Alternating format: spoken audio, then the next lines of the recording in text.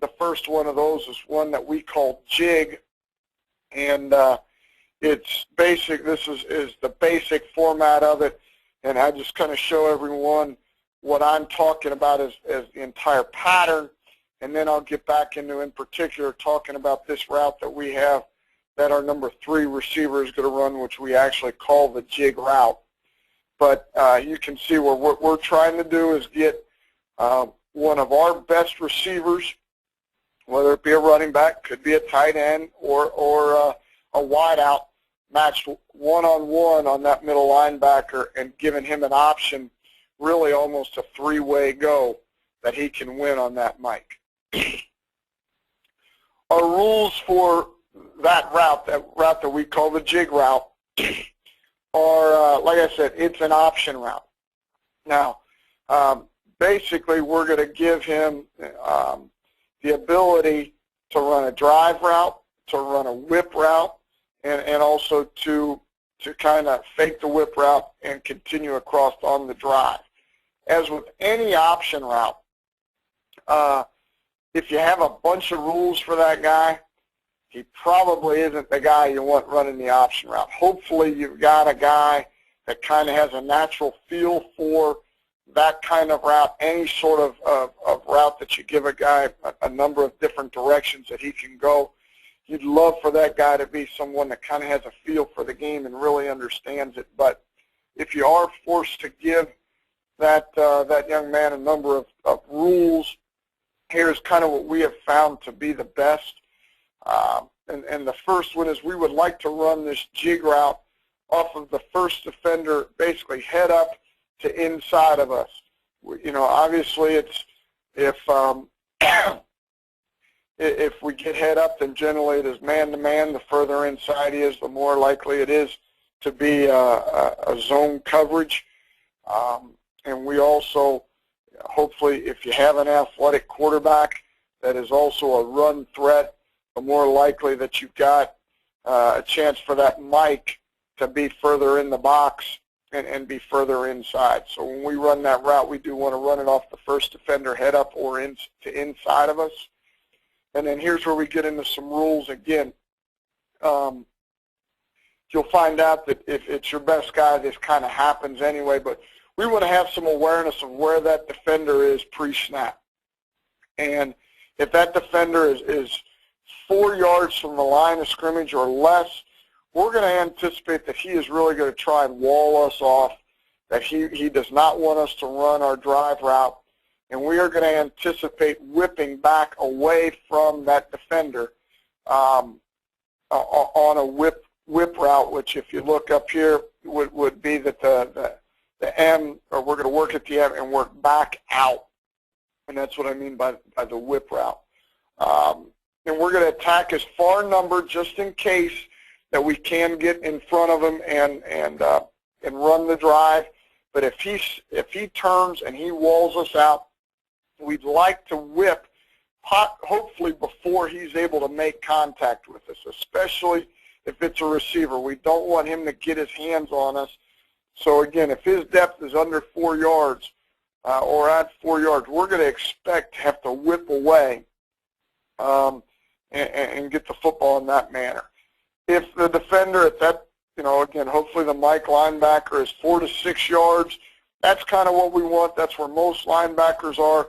We're going to work at his far number, the number that's furthest away from us. And what we're going to want to do is we're going to want to run that Jig Route where we're going to get just to before we get to him. We don't want to get head up to him, but we're going to strive for that far number. And before we get to him, we're going to put our outside foot in the ground. We're going to stick. We're going to go outside foot, inside foot, and then back inside. Okay, and that is the Jig Route. Again, I'll show you some illustrations of it here in a second. But what we've done is that is a very, very difficult route for those linebackers to cover because they have to worry about the drive route. They also need to have some awareness of a whip route, which we'll run. But then we're usually able, when we execute this route well, able to beat them back across their face and get open. If the defender is more than 6 yards, more than likely we're going to be facing a team that's going to play a Tampa 2 defense, where that middle linebacker is going to be running to the deep middle part of the field, in which case we just want to go and sit. There's no need for us to go and run anything fancy. He's going to get out of there. That's fine. We want to sit, and ideally we'd like to get him the ball before those 2 outside linebackers are able to pinch into the middle enough to take him away. If the defender is less than 3 yards inside us, we're going to expect a jig, because now we're starting to think that we got man-to-man, if possible. If the defender disappears, in other words, if he blitzes, we are going to run a drive route, and we're going to get our head around quick, because more than likely with our base protection schemes, he is going to be a hot receiver. And that defender, that Mike linebacker that is blitzing, again, with most of our protections, he will be the hot defender for us, and we're going to get the ball out of our hands as a quarterback as quickly as we can. One coaching point that we will tell those receivers, anytime that you run a drive, we want you to work at trying to get out of any out of any dropping D lineman, any spy D lineman that is dropping out.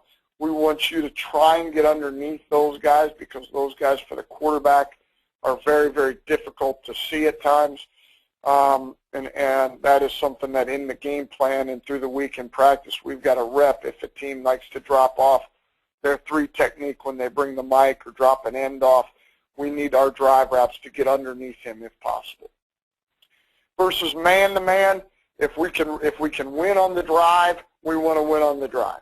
Let's get it and let's go. Quarterback lead him, put it on his upfield shoulder, and let's go. You know, if you kind of get beat up, then you can run the jig. If he's way inside you, go ahead and whip out. But we would love for him to run the drive route, if at all possible, when we get especially some sort of blitz man-to-man. And we can talk more about that as we go. Now, kind of back to this, as you can see, what I've got kind of drawn up is we are going to run at his inside number, and actually we probably should have the jig just a little bit outside him, but the jig route, again, will work here, plant, and then come back under, working to stay what I call friendly to the quarterback. We do not want to drift upfield. We want to make sure that we're staying friendly to the quarterback and working parallel to the line of scrimmage. And as you can see, you know, that's a little bit of an illustration of that jig route.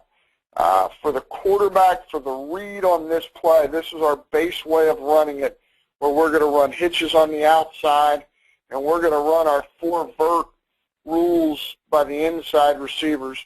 So, and we're going to have the bender, if you will, that's what we call him, the guy that kind of has the read, whether there's a deep hash defender, if it's too deep, you know, middle open, that is going to bend it into the middle of the field. We want him to be from the boundary, mostly because of Tampa 2 teams that are, their Mike linebacker is going to drift to the middle of the field. Usually that Mike is going to open the number 3, and at times we can get this window. So we're going to peak this, as we say with the quarterback, we're going to peak this, and if we can get it, let's throw it. Anytime we can get an 16 to 18 yard completion, let's take it.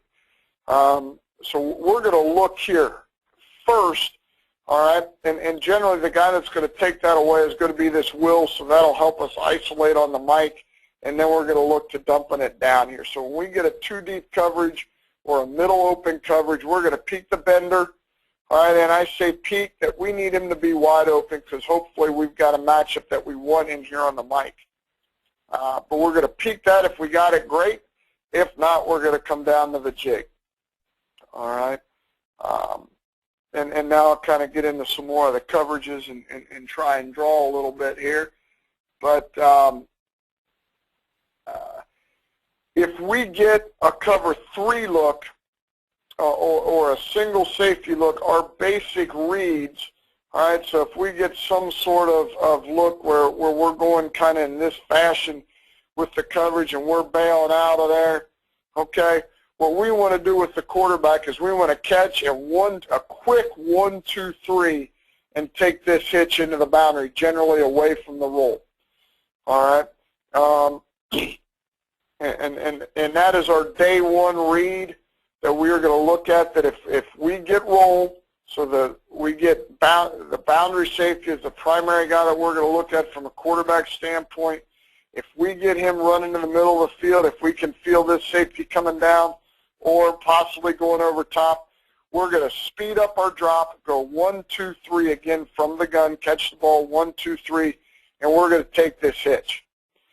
All right. Now, if we've got a more experienced guy and we want to be a little bit more aggressive, obviously this receiver here will keep it 2 yards outside the hash for us in college with our hash marks.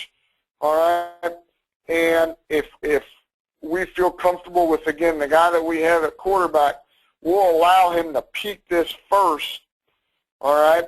Work our eyes, get the free safety going in the middle of the field. So again, on our first step, we're going to catch.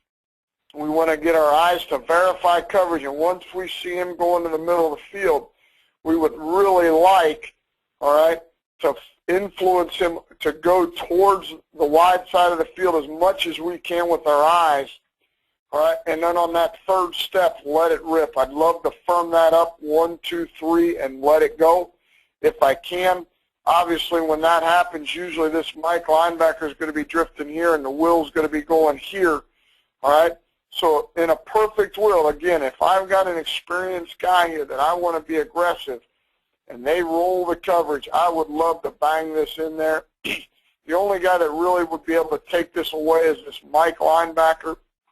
If he does, then we should just be sitting right in this window and we're going to be good because, again, he gets out of there, we should sit, and we're going to be wide open. So our single coverage, our single safety look, if you're just basic and just want a base completion, and we're going to just take that hitch.